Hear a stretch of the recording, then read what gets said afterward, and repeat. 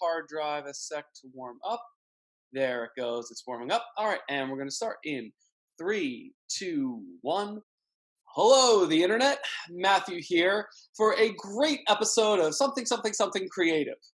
And I am here right now with, I'm here on Zoom with the lovely Sara Gabrielle. Am I saying that right? Gabrielle? How do you like to say it? You're saying it right. It's Gabrielle. Sara Gabrielle. She is an incredible talent, cosplayer, original character cosplayer. She's on TikTok. I'm going to drop her handle right there. So if you're not following her on TikTok, you absolutely need to. If you're afraid TikTok's going to get banned, make sure you're following her on Instagram. That is down here as well. So Sara, thank you again so much for doing this. Really appreciate it. Thank you so much for having me. I honestly cannot believe that anyone is interested enough to want to sit and talk with me about my characters. So it's incredibly flattering. Thank you very much. You're very welcome. Well, as we were saying before we hit record, this is a very weird time kind of for the TikTok app. It exploded a little bit last year, and people like yourself started getting on, and it's kind of morphed in where it fits, and now it's possibly going to get banned, and it's in this weird headspace. So I think you're doing great work right now. For those who don't know, she's got a couple original characters, but more than just like the actual stuff. I don't want to talk too much about your characters per se, because I want people to come follow you. So if you want to know exactly what we're talking about, make sure you're following her. But I want to talk more about what got you started, and let's just start right there. What got you started on TikTok doing this? So, what got me started on TikTok was honestly everything that's been going on in 2020. And I wound up with a lot of time on my hands because, 2020. Right. So, what is this TikTok that all the cool kids are on? So I downloaded it and the rest was history. It was just, I found community there. Mhm. I found an escape and I found cosplay, which I was not expecting. I sort of kind of dropped into the cosplay Mhm. of TikTok, which I was not familiar with until a few months ago. And that's Okay. kind of how I got started on TikTok. Because before a few months ago, I had no idea what it even was. Okay, so you never, so you now I'm assuming that you had some familiarity with what cosplay itself was, right? Mhm. Yeah, I knew what cosplay was. I think that I didn't know what original character cosplay was. Mhm. I didn't know that was a thing until TikTok, Right. which is crazy, right? I didn't even know that was a thing. Well, I would honestly say, at least from my perspective, because I've done cosplay for a couple of years, not really that thoroughly. Been to a few cons. Mainly, I was just doing like events. Like I really like doing kids events as Captain America, and a few other characters. And I really just did it more for the social interaction. But from what I've seen lately, TikTok seems to have made original characters more of a thing. It used to be something you drew up your character, maybe took a few pictures with, posted on forums. But TikTok, it seems, has given original characters a voice and an opportunity to present themselves almost in a way, take on a life of their own. And the way you've used not just like staying there as your character, but the way you've used other sounds with your character, like kind of melded into it, I think is absolutely genius. And I don't know, and kind of by your reaction, I'm starting to wonder, like, did you plan that or did that just kind of happen? Like, well, I'm dressed up, I'm going to use these sounds. I think I was seeing other cosplayers using these sounds, and I was like, Mhm. that looks really fun. Let me see if I can make these work with my character. And then the longer I was doing it, which of course hasn't been that long, I Mhm. started using certain sounds for certain characters. Because not every sound is going to work for every character. Right. Yeah. Okay. So, all right. Now I said I wasn't going to talk too much about the characters, but I think I have to. Um, Go for it. Charlie the Barker. Where did that one come from? Harker the Barker. What am I talking about? Parker the Barker. You want to know where she came from? Yeah, where'd she come from? Okay, so Parker, I love werewolves. I love lore, legend, myth. I love just all that kind of stuff. Anything kind of creepy like that is very fascinating. I'm really into cryptozoology, all kinds of creatures and monsters. I kind of have a soft spot for werewolves because I feel like they're kind of the underdog, if you will. Yeah. Because everyone really loves the vampires because Right. they're amazing, but Right. I kind of like the werewolves. But I wanted to show a different side of the werewolf, sort of like a maybe the sophistication you would normally attribute to vampires, but kind of give it to the werewolf. And so I was like, I like that. I think I'm gonna run with that. But then where do I put her? I love carnivals, kind of a circus thing, old timey, kind of a Yeah. creepy little element. So I was like, let me try to marry those and make them work together. And then I thought, well, okay, we have carnival, we have werewolf. What can she do? She could be this, this is. I was like, oh, she could be a carnival barker. She could be Or- Harker the Barker. That's just so. All right, so obviously your creative process seems fairly organic. It just kind of shows up from one thing to the next, and you just kind of roll with it organically. Have you always been like that? Like just more free flowing, kind of creative? I think so. I think so. I can definitely jump around between different, um, I guess, activities of creativeness. I like to make all kinds of things, and I've always liked to make my own clothes. I like to make my clothes. I didn't make any of these, That but was I my do next like, question. yeah, no, but I do like to make a lot of things, and I like the whole I've never been into acting. I've never done any acting. I've never done any theater, nothing like that, but I love the theatrics and Mhm. I've always been interested in it. So I guess I just kind of fell into it. That's how I fell into it. So, yeah, you had said that on your live stream the other day, which you seem to be surprised so many people had jumped on. Um, Yeah. that you had said like you never did theater, and I find that surprising, and I'm sure a lot of other people do as well. Like I've done theater for on and off, more of like a hobby kind of thing, and I'm sure other people who've gone on TikTok have. What did you do to kind of hone these characters? Like as a kid, did you like just kind of come up with all sorts of imaginary characters and play things out yourself? Like, and then you just kind of kept that youthful exuberance. I don't want to analyze you too deep, but it's kind of something I see. Or- I think I never lost my childlike enthusiasm for things. I am still very much into a lot of things I was into as a kid. Yeah, I didn't just say, okay, I'm an adult now, so I can't like cartoons or video games or dressing up or anything like that. And I think that that's really important in any creative endeavor is to look at it through your own child's eyes, I guess, if that makes any sense. It makes a lot. Don't don't put a ceiling on it. Don't let yourself be held back by, oh, people are going, because when you're a kid, you're not thinking about what are they going to think if I do this, if I dress. You just kind of do what you want.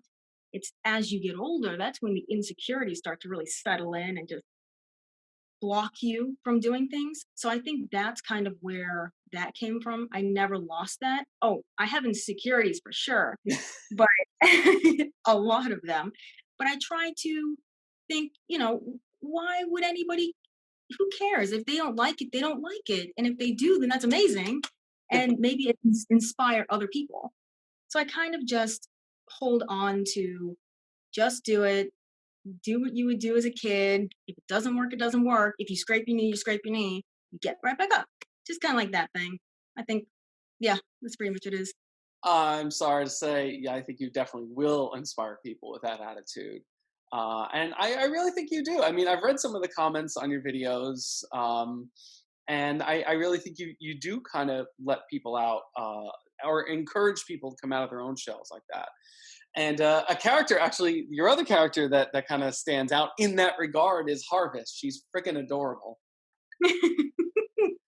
Love her. Thank you so much. But I'm not gonna lie, and I know other people agree with me. She scares the shit out of me. Good, good. That is so many. Go ahead. No, I mean just that. I mean, please, why? Please explain to me because I can't put my finger on it. Why does she scare me so much? She's kind of got that like sort of creepy thing about her that is just unsettling. Unsettling. See, that's the word.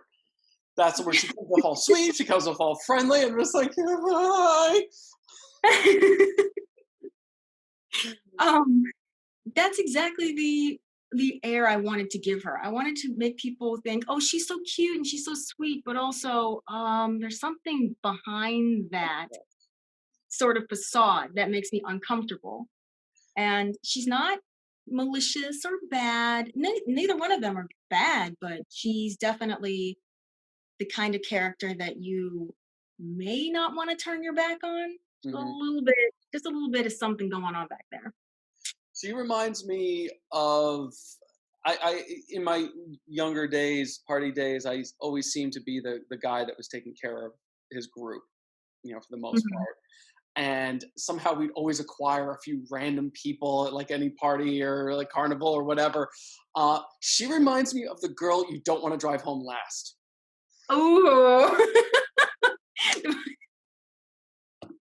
It's just I don't want to read too much of that. It's just more a matter of like I don't want a 20-minute car ride with just the inner workings in that head. She's got, and I have to give you credit for that because there's so much. These are 60.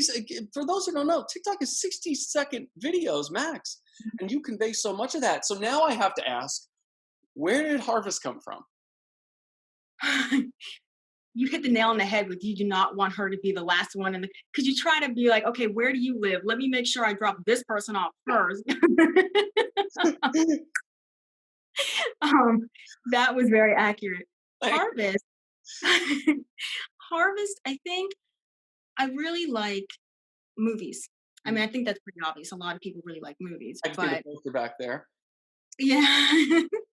um, she came from, well, part of her character was from The Wizard of Oz. And I like the whole idea that the scarecrow, can't, he's lacking the brain. They're all lacking something, right? He's lacking the brain. So he's really nice, he's very helpful, but he's just a little bit ditzy. And Mhm. I like that. That was also kind of where there's one video I made where she kind of snaps for a second and she's like reaching to like get your brain and then she like, oh, I'm kidding, Remember I'm that sorry. one? Yeah, yeah, yeah. Yeah. So it's kind of like she's sweet and innocent, but then this thing kind of takes over for a minute and she's just, you see who she could really be.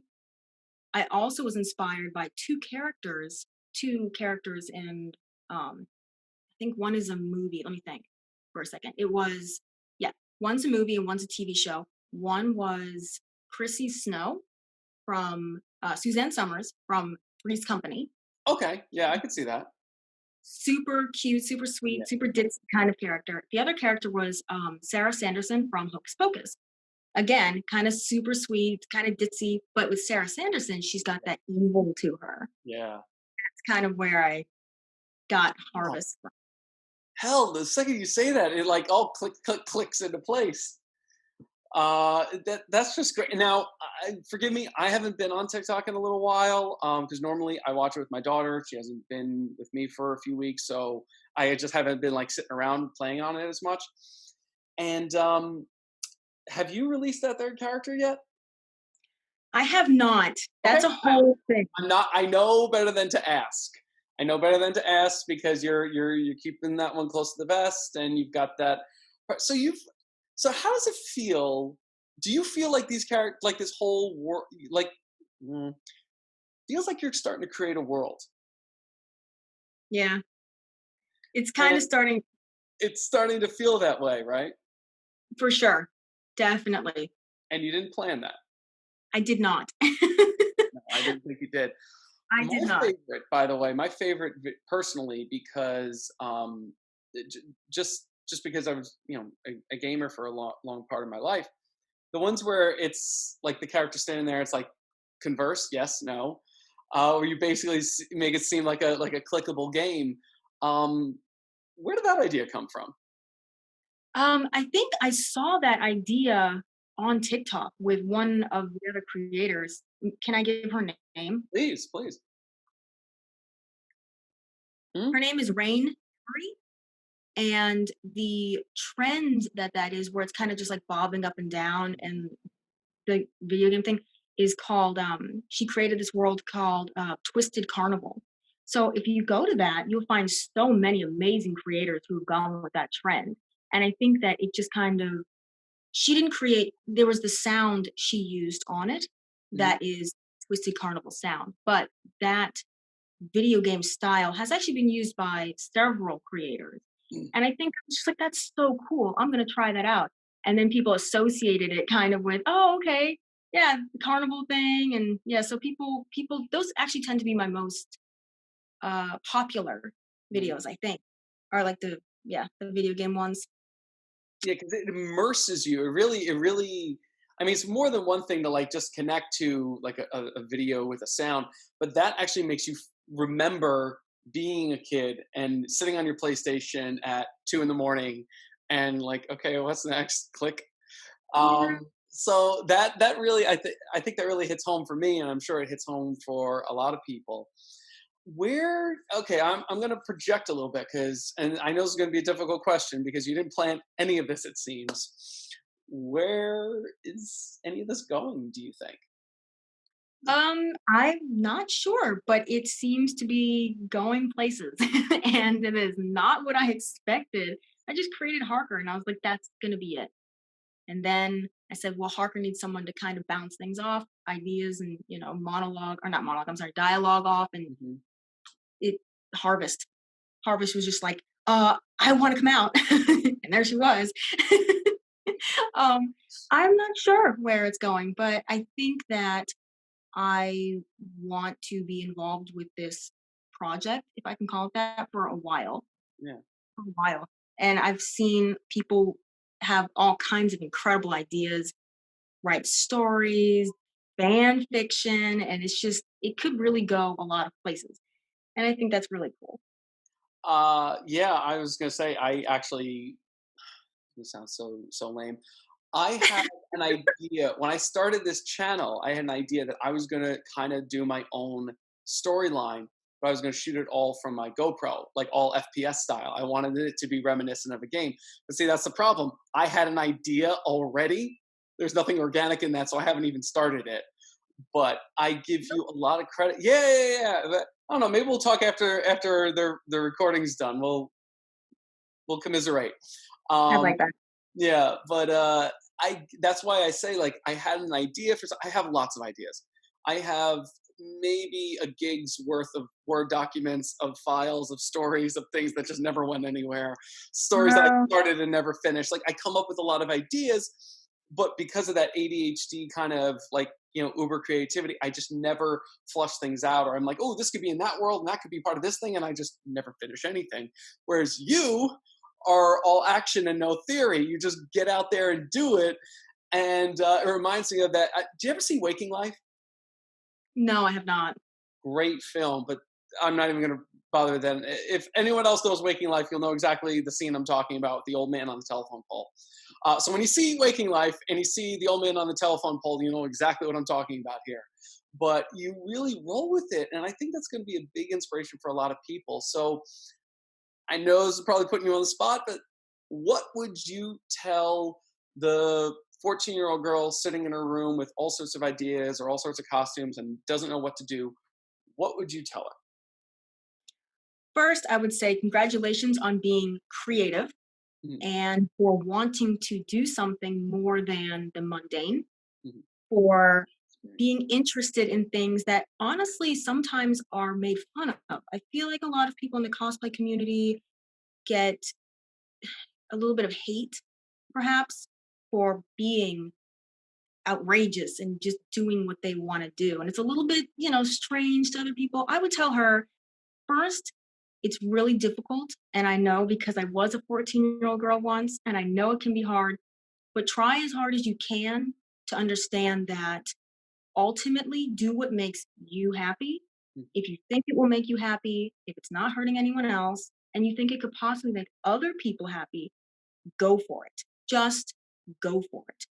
And especially if you're young, like 14. I mean, I didn't obviously, like, I'm not 14. So I think that the younger you are, you really need to nurture your creativity and let it grow.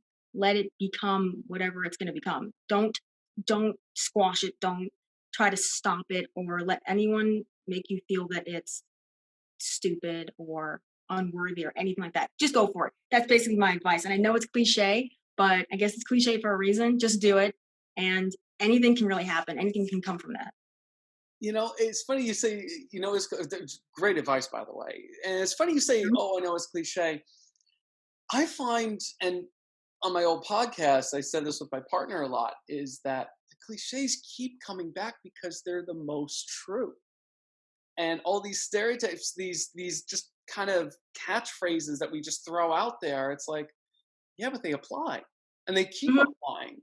And that's kind of Mhm. the whole idea behind Hero's Breath or the hero's journey is what Joseph Campbell said, is that we tell these stories in the same format with the same motifs, the same themes, the same structure for a reason. And I think you're really embodying that. You're really living that. And you're really putting it out there. And for all the insecurities that say you have, you're doing amazing. And I am very grateful again for you doing this interview. Um, Sarah's links are, of course, here. Make sure you're following her on TikTok. Make sure you're following her on Instagram. Is there any other platform you want people to follow you on?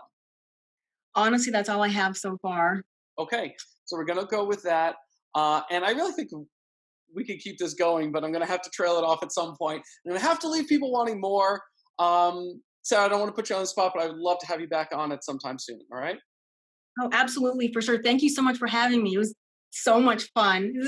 This is amazing. You're amazing. Thank you so much. Thank you, sweetheart. You're amazing too.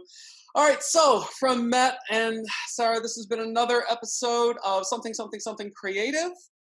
Want to wish you well. Catch you on the next one. Take care, everybody. Hi.